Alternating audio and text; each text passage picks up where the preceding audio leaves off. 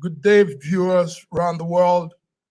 This is Mark Godwin here. Beautiful Monday evening, and we're back with our program, the weekly program, Between the Lines. Between the Lines is News Echoes Monday program. We do to keep our audience abreast with situations, occurrences, also updates that happen during the weekend. So my name is Mark Godwin Iweajua, and I'm here with my people, my coordinators. Right in Lagos, Nigeria is Olayinka Raji. Rinka, how are you today? I'm very well, thank you. Very well, thank you. Very well, thank you. Yinka, a lot of things happened during the weekend. So Yes. it's good we keep our people updated on that. And first of all, I hope Nigeria is calm. People are not agitated over the AFCON loss. People are not worried or it's committing suicide. We had how people were dying last time out of anxiety and um, Mm. uh, heart failure and all that. What's happening? How is it like? First of all, before we go into the news. Nigerians are really, really realistic people.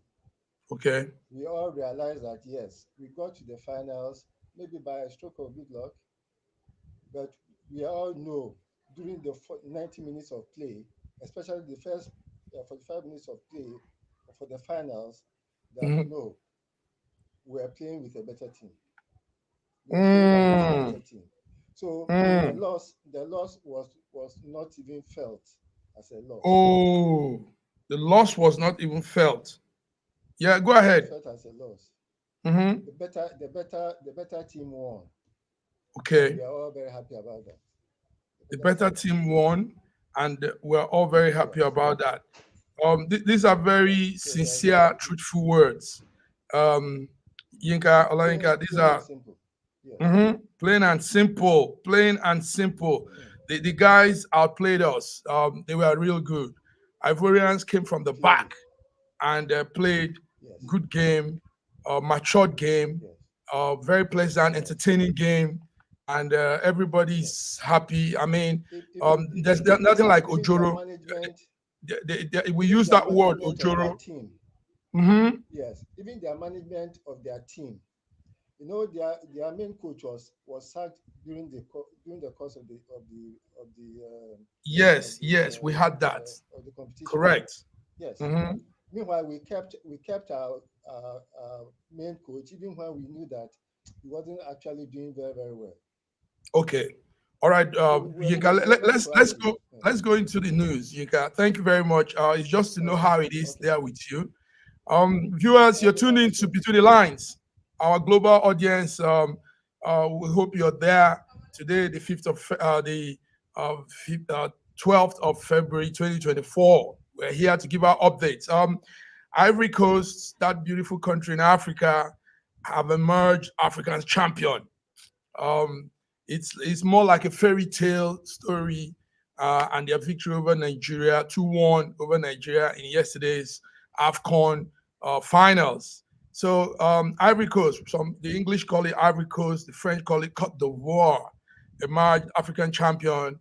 Um, it was a beautiful game. They are the hosts, and they came from behind, and did a Mm. lot of surprise. The man that did this major surprise is a player called Sebastian Haller.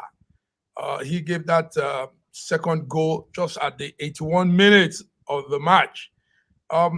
So the host country has pulled through. We know what went on with them and this AFCON. They were actually defeated. They were defeated. I think it was Equatorial Guinea that smacked them down 4-0 at that first group stage match. And they moved on somehow and had a 1-0 victory over Congo, and moved on again and had another victory. And somehow it brought them to the quarterfinal, and they found themselves in the final. So, but in any way, we want to say that the Super Eagles did their best. They were the team's favorite in that whole tournament. And our president Tinubu said he commends them. He said they were very resilient, and they pulled up their best. So let me come to you, Raji. Give us what's your view on that whole match? Did you watch the whole match? What's your view on that, Raji? You know, I love myself so much, so I don't watch live matches. I love myself too much. I rather be putting my ears to the door to hear when there are shouts of goal, and then I'll ask who scored, and whoever scored, well, I roll with it. But meanwhile, I didn't see 10 minutes of the match. Okay. So yeah, well, for your good health, it's okay.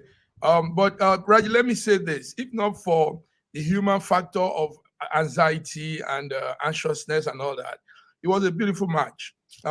You could see that this year's AFCON actually was supposed to have been played last year, 2023, but they said the weather wasn't too favorable that time. It was really very hot, and they brought it to this time.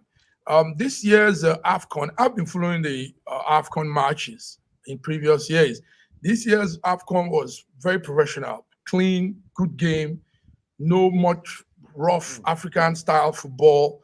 You know, it was real professional.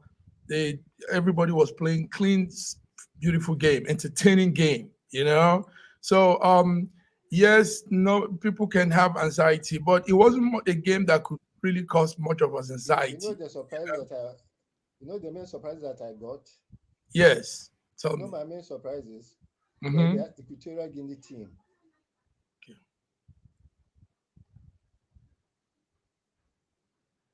Yes, I Yes, can hear you.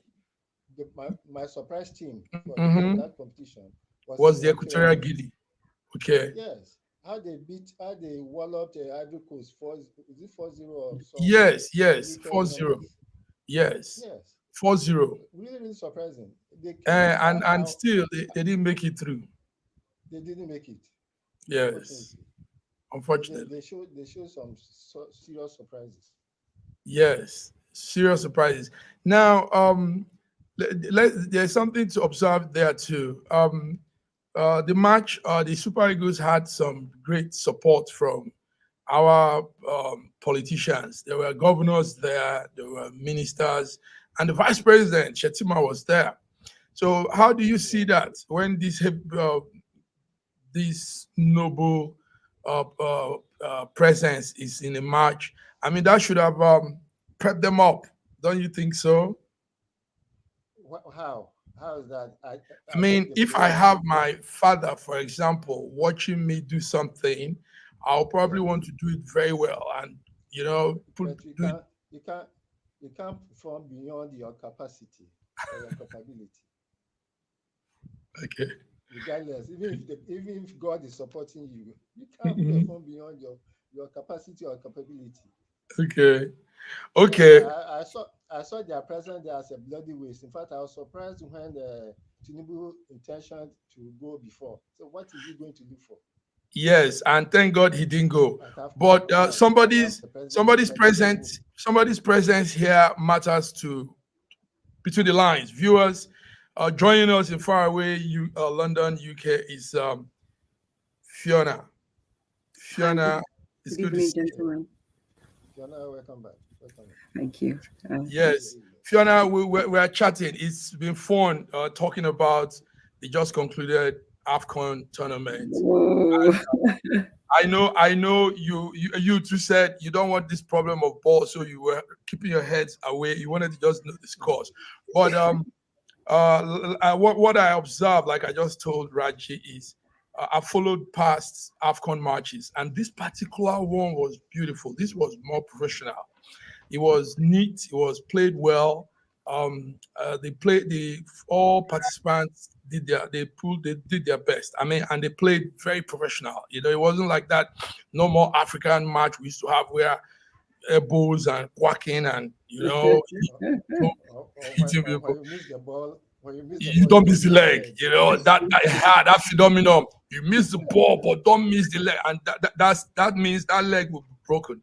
But Fiona, what's your summary on that whole game? I mean, I it mean, was I think first and foremost, I have to congratulate the winners, of course, because I mean that's the sports person like thing to do. So congratulations to the winners. I will, as a Nigerian, of course, I have to really say a big congratulations to the Super Eagles. I mean, in spite of and despite our situation, for them to have been able to get themselves together and perform at such a high level, to such a high standard, and to get to the finals. I mean, I don't think it's something that we can understate. So very well done to them. And commiserations to all my fellow Nigerians who I know were supporting them yesterday night. I mean, it was fever pitch right here in the United Kingdom. Everybody was, finding places to go and watch them. Nobody wanted to watch the match alone. People were going to bars. People were having like get-togethers in their house. So it was actually quite a nice feeling, yesterday night. So I mean, well done for them for even getting the community together like that. So yes, so yeah, so that's how it was. Yeah. Nice. Fiona, that's beautiful. Yes, it was a moment to hang out with friends and be with some football fans. One thing with Nigeria is this: most times a lot of people don't follow matches, but when it comes to Nigeria playing ball, being in the tournament, everybody gets interested. Everybody becomes a football fan. Yeah. Absolutely. Yes.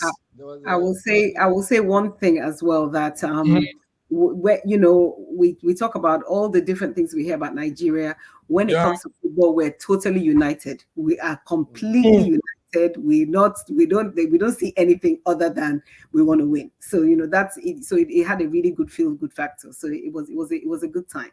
In spite of the fact we lost, it was okay. And for me, of course, as you know, after the Grammy performance last week, of course, I was delighted that we were able to knock South Africa out when we did so. So for me, as long as they didn't win, I'm happy. That's been very patriotic to the core. Great. Beautiful. But in all of this, Raji, go ahead. You want to say something? There Go ahead. were huge viewing centers all over Lagos. I went to a viewing center. There was probably 100 each TV with huge speakers and the whole stadium of people watching the match. Incredible. Just down the road from here in Opebi. Wow. Festival time. Wow. Amazing. I wish we had won. Then, well, if we had won, I wouldn't have had any sleep the whole of the night. No, but it's all in the good spirit. Even the South African thing and Cameroon and all these, we're all still one beautiful continent of Black people. Yes. And these things show how much we are also connected. You begin to see that that passion for what we do, who we are, and what it brings on. Thank you, guys. Thank you. Viewers are listening, watching. We're all one people. Yeah, we're all one pieces. Viewers, thank you for tuning in. Between the Lines, our program we run Monday evenings for our global audience. Guys, apart from the football match that got everybody so excited, a sad thing happened in Nigeria. Not really in Nigeria, but it's our Nigerian son, a banker. He's known to be a top banker, and he has done pretty well in the banking sector. Passed on in a very tragic way, and that's the top banker Herbert Wigwe. Herbert Wigwe and Abimbola Ogunbanjo, the former group chairman of the Nigerian Exchange Group, they had a crash. And even Herbert's wife, Herbert's son, and these are real. I mean, it's hard to put this together, gentlemen. Let me start with. Tell me, Raji, how was that news? I know you chatted on that even in the group chat I saw. Tell us. Oh, it was a trauma. I was praying that it would be fake news. I was really praying that it would be fake news. Unfortunately, I got confirmation from so many other media outlets for my prayer to be fulfilled. It is a very, very traumatic and very sad thing to have happened last night. In fact, people are reeling from it. and to know that the chairman, the chairman, the last chairman or their first chairman, the first chairman of Access Group, Access Holdings, passed away last November on the 23rd of November last year. That's Bode Oshukoya, who was a personal friend of mine. It was also a very, very sad thing. At the service of songs was my first time of seeing Wigwe and Ike, and they came together as a very strong family. Now, I actually envy the connections that they have in that Access family. You know, for Wigwe to have that accident, it pained me. It still pained. I'm still in shock, even though I didn't know him personally. I only saw him once at that service of songs, but I feel that loss. I feel, especially, Terrible. especially Fiona, including the yes, son. and the son. Fiona, you Yes. tweeted that too, and you got it also real time. You know, how do you feel? Do you have an account with Access Bank? Why were you following it real time like that? I have a lot of friends in the industry, Mhm. and so it happened to be one of my friends who's very big in banking that actually shared the information with me and confirmed that it was true. Um, Also, Bodil Shukai happens to be my very dear friend's cousin as well.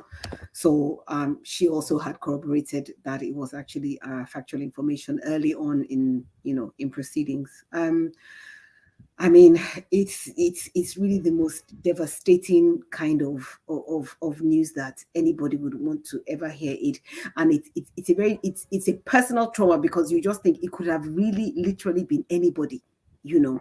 Um, I know that it's just an unfortunate chain of events, and if we start to look into Wigwe's anticipate all the things that he had put in place, all the things that he was doing in his own community. I'm very passionate about community and what we can do for our community, no matter how small.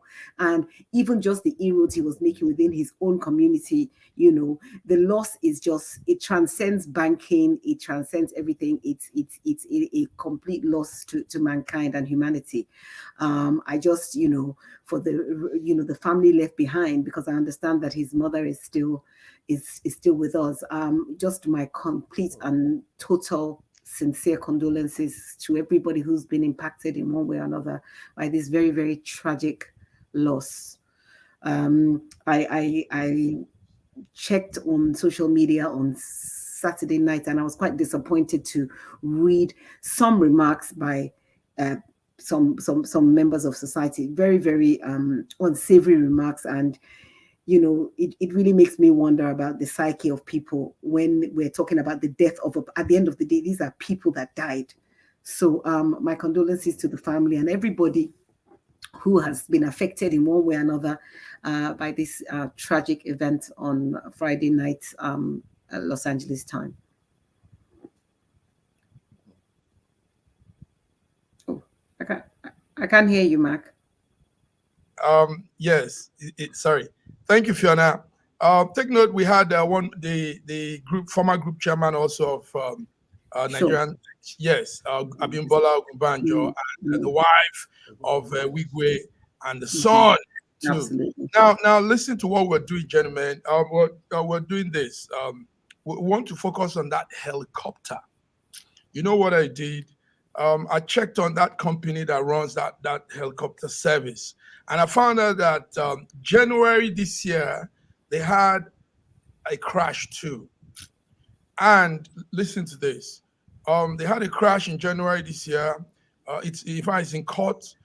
Also, previously there is a case on them that the family of the victim of that case is asking for a $75 million compensation fee. So what I found out from that aircraft, that helicopter service, is been known to have long and an unfortunate history of accidents. It's called Airbus Helicopter Service, SAS. Yeah, that's it. So they've had this history, and I don't know how. our man probably. I know sometimes when for you to use some of these services, they do some small background check. Most times they send they send their boys, their assistant to help them get ticket, do all that. I don't know why they didn't see these signs, these things before. This service, and they said they've had series of accidents. Fiona, you and I were also talking about helicopters and crashes and all that. And I think it's something to put out to our people as they're watching, listening, and whoever will watch and listen to this. You don't just go riding on any aircraft just because it flies. There are companies that are having issues. Some of these aircraft are old aircraft that are just remodeled. Some of these aircraft are also with faults.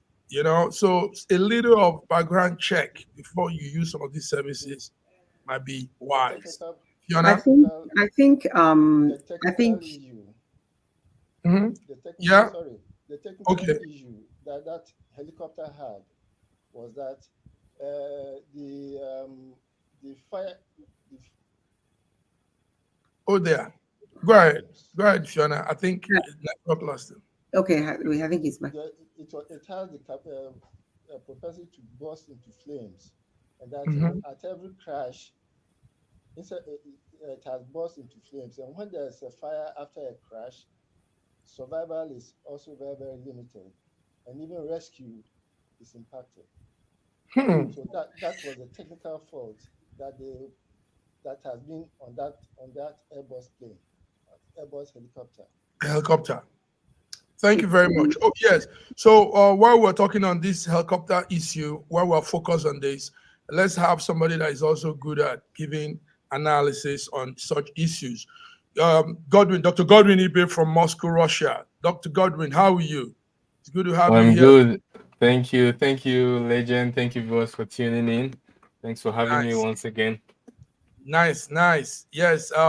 Congratulations on coming second with the AFCON match. Second position is still noble. It's still a good thing. I mean, a lot of people want to be second. Consolatory enough. Yes, consolatory enough. Thank you. Okay. We are putting our satellite on this crash that happened to our brothers. One of us, the Nigerian, Herbert Wigwe, and we're talking on the helicopter now. Fiona, you were going to say something. I mean, I wasn't actually going to speak about the whole thing. I mean, I think I was just going to join you in the conversation about the idea of just getting in a craft because it flies. I think, I mean, I personally, I have a complete, it's not a phobia, but I'm very, very anti. The smaller the craft, the more against it I am.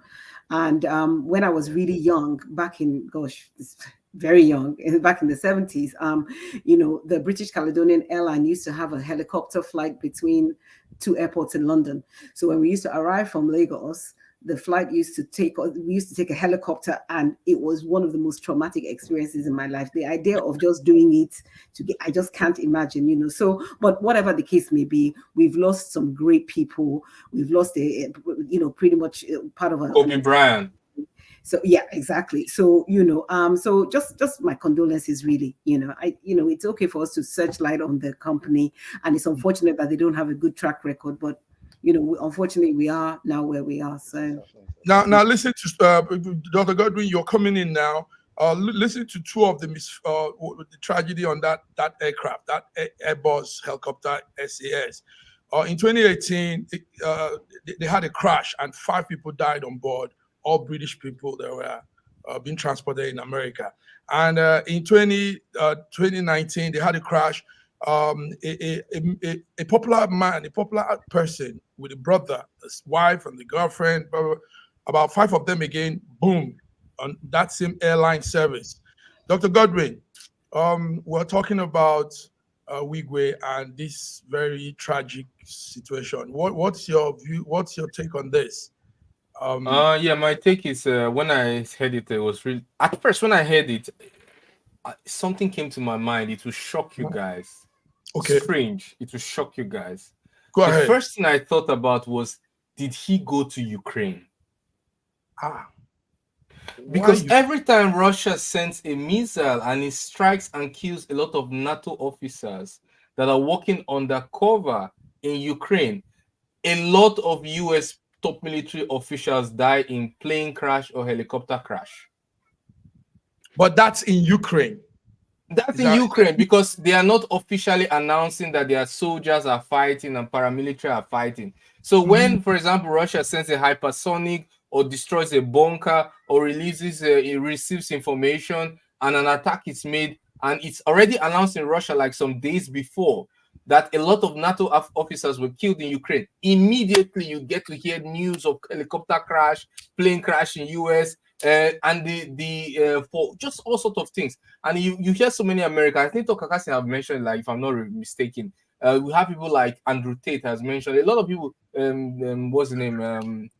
This general was Colonel McGregor, yeah, Douglas McGregor. A lot of people have also tried to insinuate that I hear a lot of people who will say, like, look, people who have some conflict with the government, that look, I do not fly on helicopter. If they say I died on helicopter, they came for me. So that was the first thing I thought about. Very strangely, I don't know why I had that feeling, but it's a very sad. When I got to read about that, really, he wasn't really in Ukraine, and it was really a sad incident. It was really, really sad. Also, I want to say that for the people who fly in helicopter, they're usually the wealthy people, and sometimes they are allowed to violate rules, especially weather rules. For example, what killed Kobe Bryant? Exactly, especially weather rules. So that was the second thing that came to my mind. When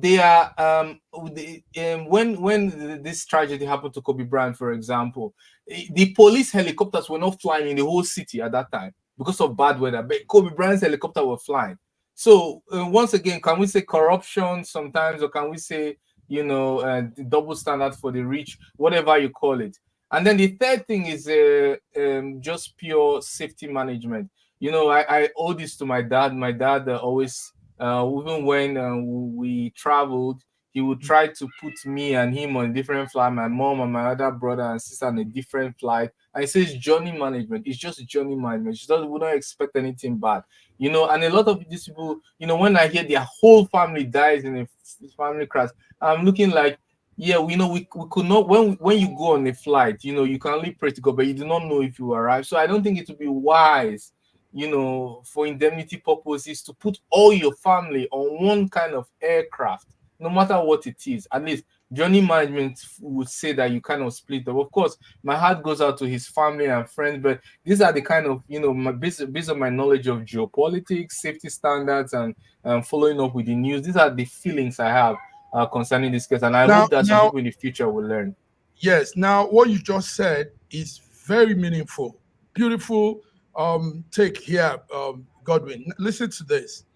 A lot of these aircraft, yes, the best aircraft. Let me say this to you now, comes from best aircraft builders are Ukrainians and Austrians are trying to. And you do know that some of these airlines have their control center. You could have a control center could be in that situated manufacturer's location, So yes, if something goes wrong in the control center, it could affect a flight that is being used in America, in UK, in London, in Milan, in France, in Paris. Yes, these things happen. So because the control center is where a lot of these data flows, and you have so many things going on. So a little hitch in the control center would affect that. So I think you're bringing up something. Go ahead. You want to say add to that again? Yeah. Just quickly, but most of the deaths have not been correlated with control center. Because we don't know what happens. No. But many of the investigation, the result of investigation that we know, we can't speak about what we don't know. But yes, the ones we know, one, bad weather. Number two, military strike by top military officials undercover fighting in a war zone. Number three, hiding defect during releasing of new aircraft. For example, we've seen Boeing did that, right? And they had to ground a plane after they launched it, and then they found some defect that the top manager were trying to hide. These are the three main I mentioned bad weather, right? These are the three main causes of death. Yeah, if it's not a war zone, was not hit by a missile or something like this. The others are plausible, quite all right, don't deny, but they are not the major causes. So until we have to investigation is still going on. We hope to know what really killed that man. Because also, controversy theorists. Go ahead. You want to say something? That the weather was not quite good. Okay. Weather was very, very bad that evening. I understand that one of the gentleman's PAs said he wouldn't go on the flight because of the weather, that he would rather go by road because they were actually going to watch the Super Bowl, I understand. You see. So it's what I'm saying. We just have to call a spade, yeah. Yes, but people insinuate things when it happens, mostly with the black people. Some people are saying, is it because this guy is pulling some heavy strands? I mean, opening up Access Bank in Paris looks like a big move. Opening up the branches in some parts of Africa too. So some people are saying, is there, are they like, after him because he's trying to do this? Well, let's see. Let's wait this week and see if good concrete investigation results will come out.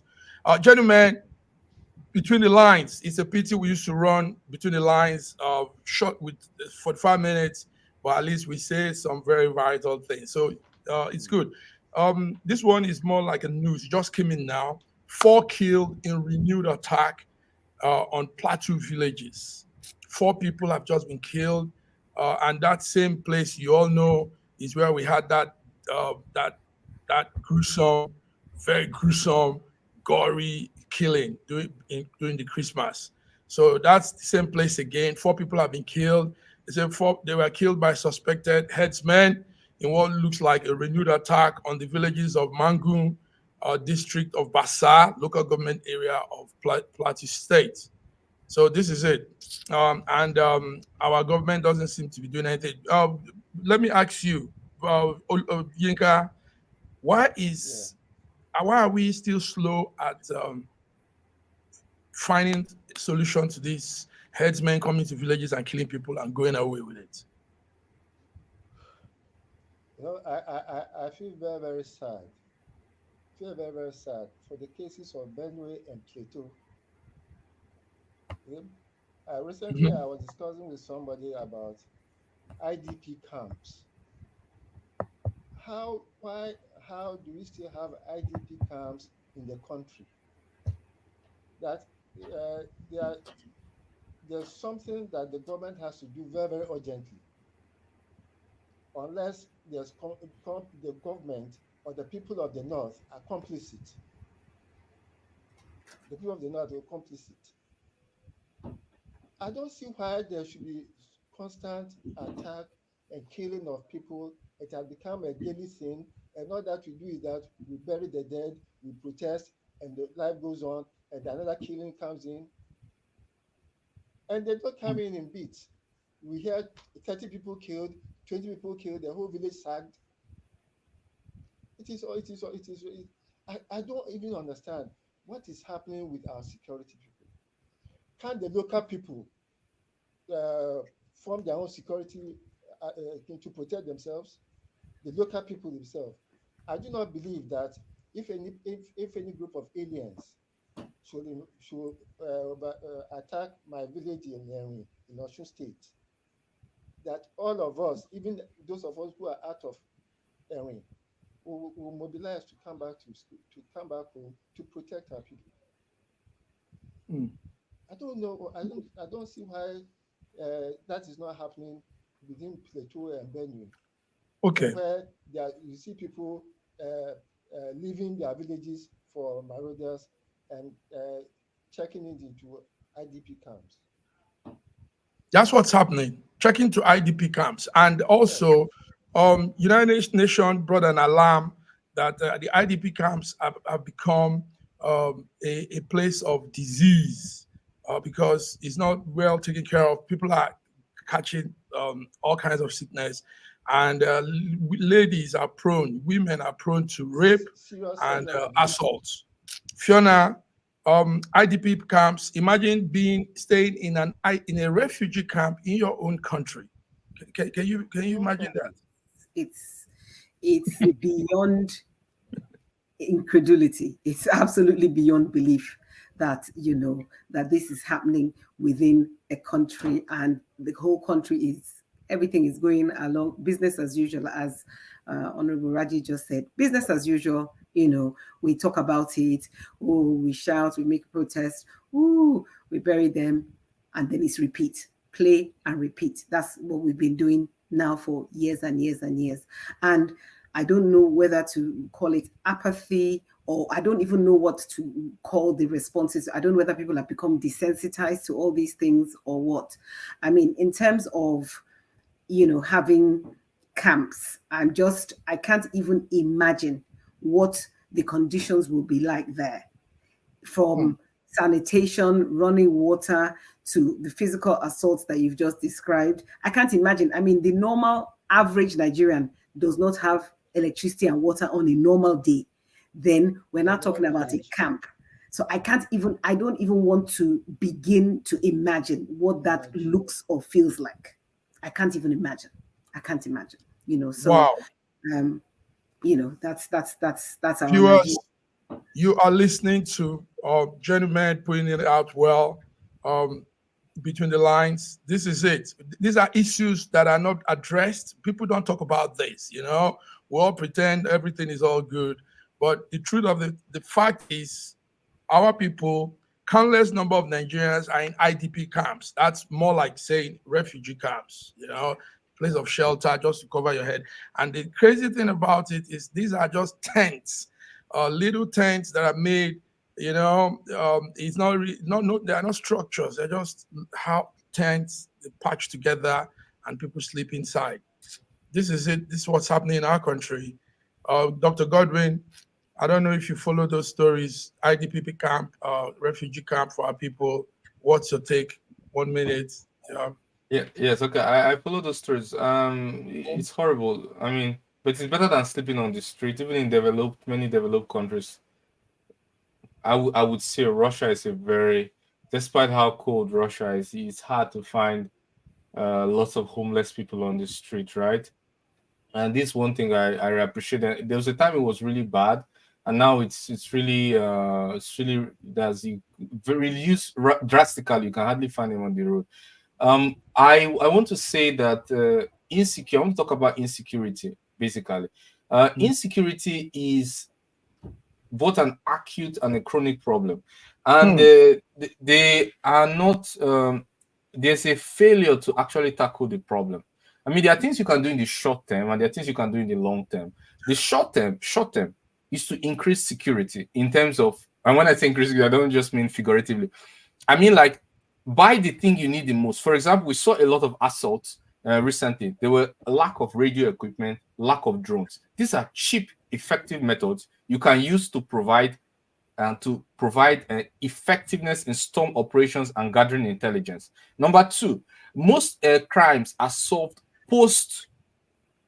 How do you say it? Post facto. Yes, there's post factum. Let me put it this way. Yeah, after the incident has occurred, you watch the surveillance videos, you look for evidence, and then you begin to contact and to connect the dots, yes, and cross the T's. Yeah, that's how most cases are solved in advanced developed countries. So when you don't have those camera surveillance technologies, obviously you are already making yourself unable to solve a lot of criminal cases. Then the long-term thing, for this to occur, we need infrastructure like energy, we need light. These people who are doing this, they need employment. If they are gainfully employed, they won't be doing all these things, and they will consider their work and family. And then if people are living well, there will also be sources of intelligence, because if everyone does not believe that if they share intelligence information, the state is capable of protecting them from the person who they leaked information, then they will most likely not reveal those intelligence. All these people are in the community. The community knows them. They are refusing to give out the information. They are housing them. A lot of them have family members who regret what they do, but will remain quiet and not share this information until we tackle those long-term problems. Then unfortunately this thing will continue to happen, and all this throwing, the last but not the least, is this money that the government spent on $1 billion helicopter from the United States. 1 billion helicopters. You begin to wonder whether what kind of thinking cap is it? Like, did the cap face back, or I don't understand. Instead of buying drones, radio equipment, you're buying 1 billion on helicopter. I don't know. It's outdated in such an outdated policy. Yeah, we do very clueless things sometimes, our government. Gentlemen, it's time up. Time up. We have to go. But we'll be back. We'll be back on Wednesday. There are other news we would have shared, but because of our time and the network has placed the time for us. But anyway, Raji, thank you for coming by. Between the lines, gentlemen. Godwin, we hope to see you more during the week for more updates. There are so many things to talk about on the international line. Biden has come into TikTok. And this was the same government that said TikTok is being used by China. So I know you like that news. I see your smile now. Godwin, I see your smile. So come on Friday and tell us about this, you know.